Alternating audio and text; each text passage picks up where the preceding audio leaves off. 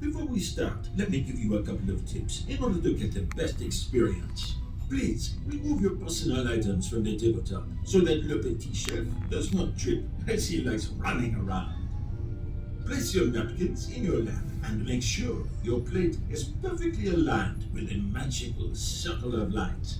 Please silence your phone so as not to disturb the other guests. And now, without further ado, allow me to introduce to you, all the way from France, measuring 6 centimeters, the world's smallest chef, le petit chef. Bonjour.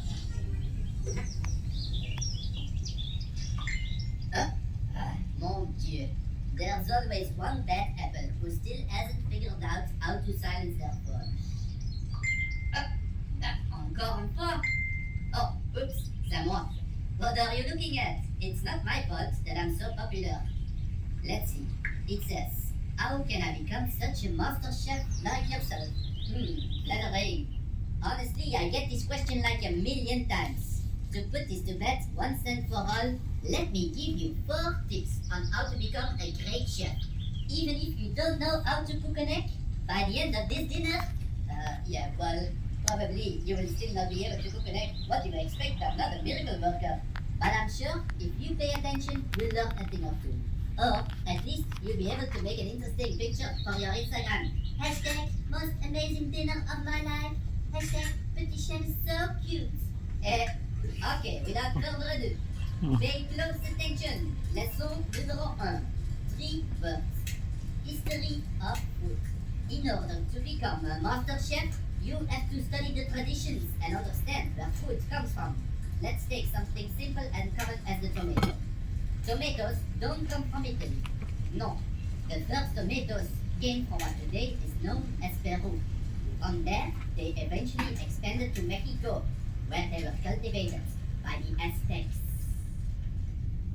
The Aztecs grew tomatoes on chinampas, which were floating gardens around their capital city Tenochtitlan. In the 16th century, the Spanish conquistador Don Hernán Cortés arrived in the New World. The Aztec king at first believed Cortés was the returning Quetzalcoatl, the feathered serpent god. But Cortés was out for gold and conquered and destroyed this beautiful Aztec city.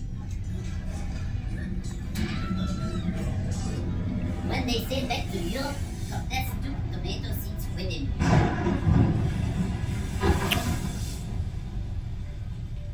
There, the tomato was introduced to the European aristocracy. But they got sick from eating tomatoes and even dropped dead. So, they started calling it the poison apple. It's like the fairy tale from Snow White, right?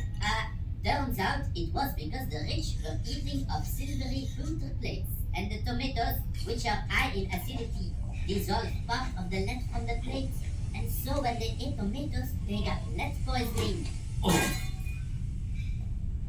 Finally, in the 19th century, an Italian chef created a pizza to celebrate the visit of Queen Margherita to Naples. He made a pizza with 3 ingredients that represented the colors of the new Italian flag. Red, the tomato sauce. White, the mozzarella cheese. And green, the basic topping. And so the pizza margherita was born, which was so successful that the tomato became a popular ingredient in many different dishes.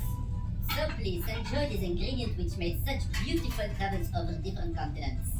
On a side note, we, the French, were convinced that tomatoes had powerful romantic qualities, and so we called them pommes d'amour, love apples. So, if you fall deeply in love this evening, don't forget to invite me to your wedding. Bon appétit!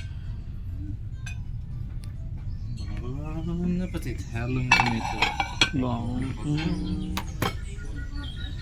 Wala bang ka? Dish ito bago kong